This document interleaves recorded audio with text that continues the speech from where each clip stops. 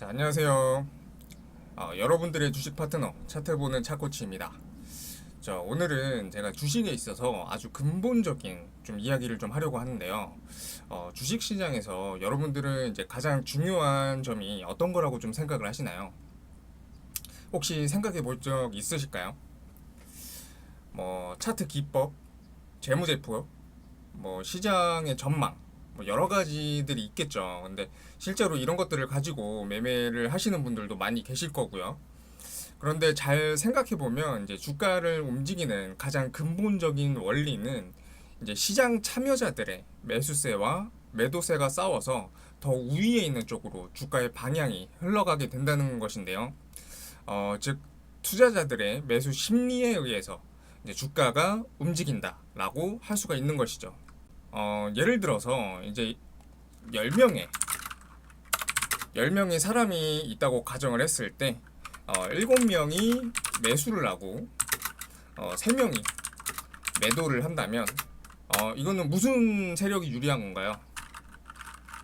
이거는 매수세가 유리하다고 보실 수가 있겠죠. 그리고 만약에 똑같이 10명의 사람이 있는데 3명의 사람이 매수를 하고 7명의 사람이 매도를 한다고 한다면 이거는 매도세가 유리하다고 할 수 있을 것입니다. 그리고 만약에 10명의 사람 중에서 5명이 매수를 하고 5명이 매도를 한다고 한다면 이거는 보합이죠. 뭐 박스권에서 이제 차트가 왔다 갔다 하거나 뭐 캔들로 따지자면은 이제 도지 캔들 같은 거라고 보시면 되겠죠. 자, 그러면은 여기서 이제 판단을 해야 될 게 우리는 매수세가 유리한 종목들을 좀 찾아다녀야 되는데 결국에는 이 매수 심리가 강한 종목을 찾아다녀야 된다는 말과 똑같은 말이거든요. 이게 아주 기본적인 시장의 원리인데 매수 심리가 강한 종목을 찾는 게 매매 성공의 키포인트입니다. 그렇다면 이제 매수 심리가 강한 종목을 어떤 식으로 좀 찾을 수가 있을까요? 뭐 방법은 많겠죠. 아까 제가 말씀드렸다시피 재무제표 같은 거를 보실 수도 있겠고, 뭐 업황 시장에 대해서 뭐 전망이 좀 밝다든지 성장성이 있다든지 이런 것들을 좀 볼 수가 있겠고, 뭐 차트적인 거 기법들로 인해서 뭐 지지와 중요한 지지 저항 라인을 볼 수도 있겠고, 뭐 지지 저항 라인에서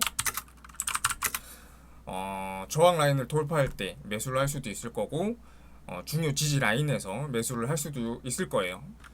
그리고 보조 지표도 참고를 할 수가 있겠죠. 보조 지표 중에서도 뭐 거래량이나 뭐 거래 대금 이런 것들을 좀 참고를 할 수도 있겠죠. 어쨌든 이런 식으로 좀 종목을 판단할 때에는 어떠한 한 기준이 아니고 지금 나열해 드린 것처럼 여러 가지의 이유들로 인해서 종합적으로 좀 판단하는 게 매수 심리라는 것을 오늘 좀 말씀을 드리고 싶습니다. 제가 어저께 이제 어떤 강연회에서 아주 좋은 얘기를 좀 들어가지고 오늘 여러분들한테 제가 좀 소개를 시켜드리고 싶어요. 제가 기억이 자세하긴 안 나는데 이야기를 좀 한번 해드려 볼게요. 옛날에 이제 어떤 시장의 원리를 좀 통달을 하신 이제 큰 어르신이 한 분이 계셨었는데 시장의 원리를 좀 깨우치고 싶어서 이제 어린 제자 한 명이 이제 어르신을 좀 찾아갔습니다. 그런데 이 어르신이 이제 시장의 원리를 좀 알기 위해서 찾아온 제자한테 돌을 하나 건네주시면서 이런 얘기를 좀 하셨답니다. 지금 이 돌을 가지고 너는 시장에 나가서 돌을 팔려고는 하지만 팔지는 말아보거라 라고 그랬다는 거예요. 그래서 이 제자가 이 돌을 가지고 이제 시장으로 향했습니다. 일단 돌을 좀 팔라고 하시니까 이제 돌이 좀 소중하게 보일 수 있게끔 하얀 천을 가지고 이 돌을 좀 감싸고 시장 구석에 가서 그냥 앉아 있었다고 합니다. 그런데 이 돌멩이를 사실 뭐 시장 사람들이 뭐 거들떠 보기는 하겠어요.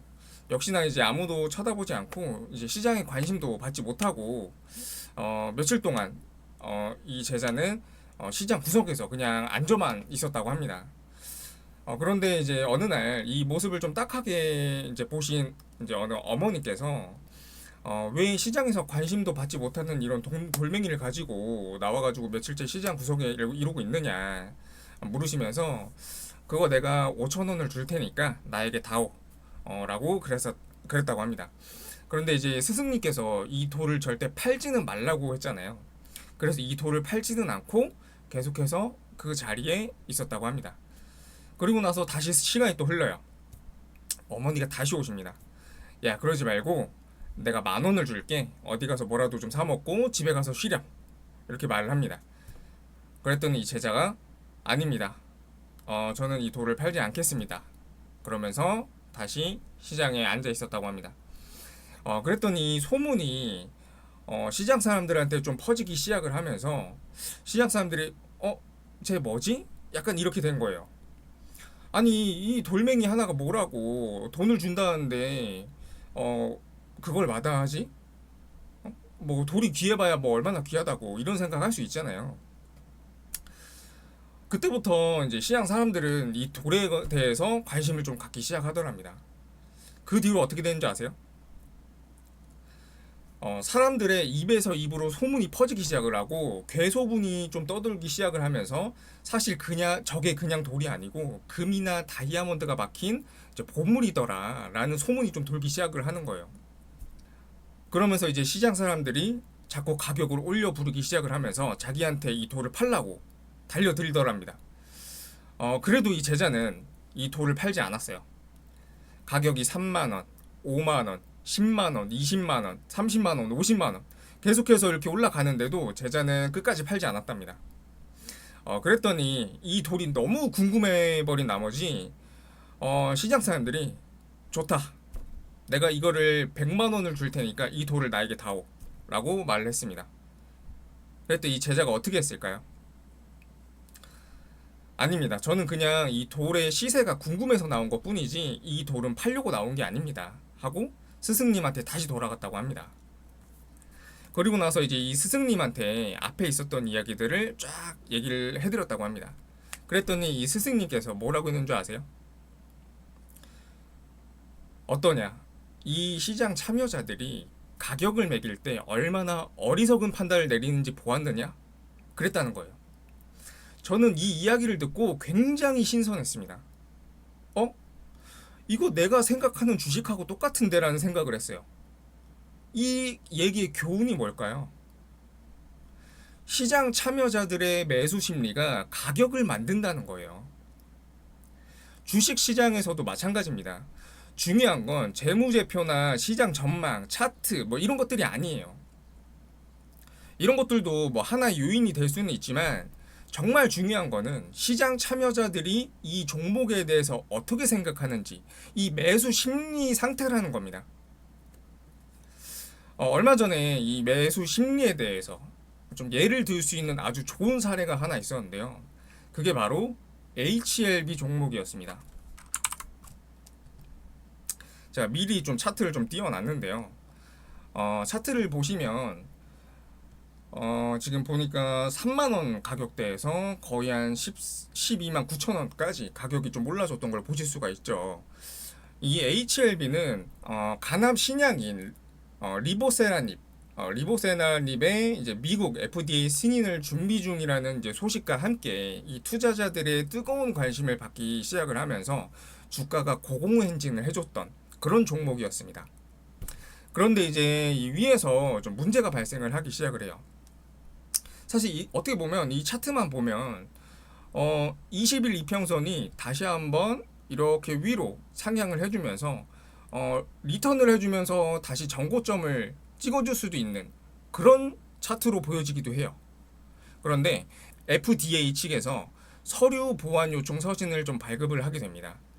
그 뒤로 이제 투자자들 사이에서 FDA 승인 과정에서 문제가 좀 생긴 게 아니냐, 앞으로 승인이 안 되는 것이 아니냐 하는 소문과 이제 공포심이 좀 확산이 되면서 이제 시장의 외면을 받게 돼 버립니다.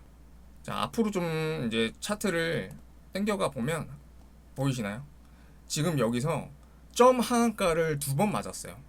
이렇게 시장 참여자들이 공포심으로 인해서 주가에 투매가 나오면서 손쓸 틈도 없이 60%가 빠져버렸습니다. 점 하한가로 60%가 빠졌어요.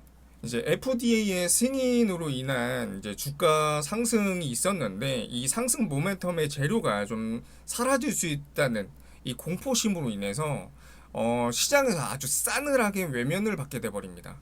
정말로 이 위에서 이제 투매의 징조를 찾아보기 힘들 정도로 정말 주가가 급락을 해버렸어요. 그런데 여기서 어떻게 됐냐면 이제 FDA 측에서 지금 승인 지연이 됐었던 간합 신약 관련해서 재심사 신청서를 다시 빨리 제출하라는 권고를 좀 받았습니다. 그 전에도 이제 HLB에서는 사실 우리 약에는 아무런 문제가 없다.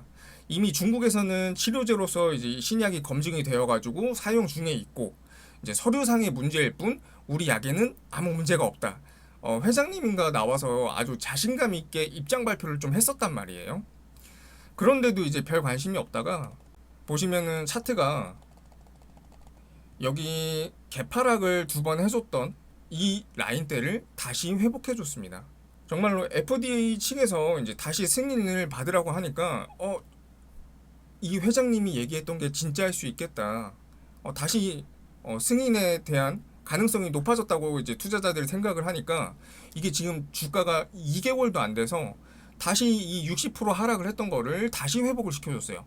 이 저점 대비 보시면은 저점 라인 가격이 한 46,800원 잠시만요. 45,150원까지 내려갔었죠. 근데 지금 보시면은 주가가 이 저점 대비 해가지고 100%가 넘게 올랐어요. 2달도 안 돼가지고 100%가 올랐습니다. 지금 보시면은 이게 시가총액이 작은 종목도 아니에요. 보시면은 시가총액이 지금 12조가 넘습니다.